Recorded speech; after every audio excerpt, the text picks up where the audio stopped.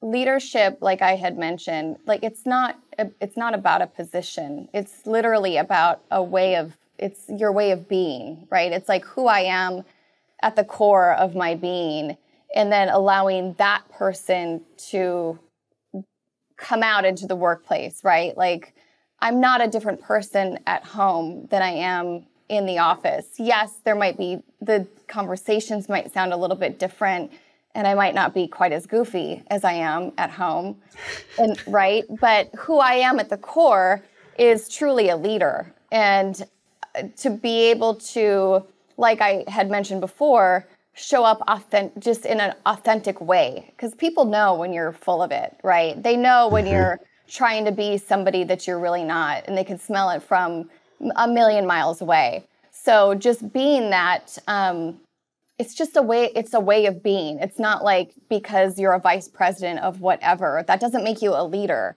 Who you are as a person and how you treat other people is what makes you the leader. Back to your question, which was how do you do that, right? Like how do you bring that type of philosophy? It's all about having the right people on your team. You guys both know. I mean, you know that if you don't have people that see things in alignment with how you see things, it's probably not going to work out. Right? Like I've been in a situation before where, I was vice president of ops at my former company, and we had a vice president of sales, and we had very different leadership types. I lead with compassion, and I lead with kindness, and I lead with understanding, and I lead with very much of the human being in front of me. I have intuition, and I follow it, and I just know how to be with people. Of course, I know how to have very difficult conversations, but I feel like that hammer type of leadership is more about ego and pride and being right. And I know that in leadership, you got to check that at the door. Like that doesn't work. It doesn't work anymore. So I think, first of all, to answer your question, being the role model of what leadership can look like to build thriving cultures, which builds a thriving business, right? So truly being that role model so that the other leaders around you are able to see what it actually looks like and what it actually feels like to be led in that way.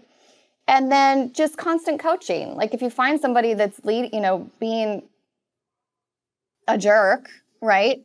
Having those coaching moments and just saying, how do you think that's really going to work out for us in the end? Because now that person's probably pissed off, and the next person they talk to, they're going to get the wrath of what and it's just going to kind of go down the line. It spreads into the team.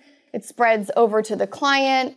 So just being that role model and letting people know, especially I'm in a man's world, right? That's the reality of it. I work with a bunch of guys, and not always, sometimes, the president here is an incredibly compassionate person, so he's out of this, but sometimes men tend to not be quite as emotional as women, right? Like we can be emotional, not in a weak way, but emotional in a way of that we have emotional intelligence and we know how to be with people in a different way, right?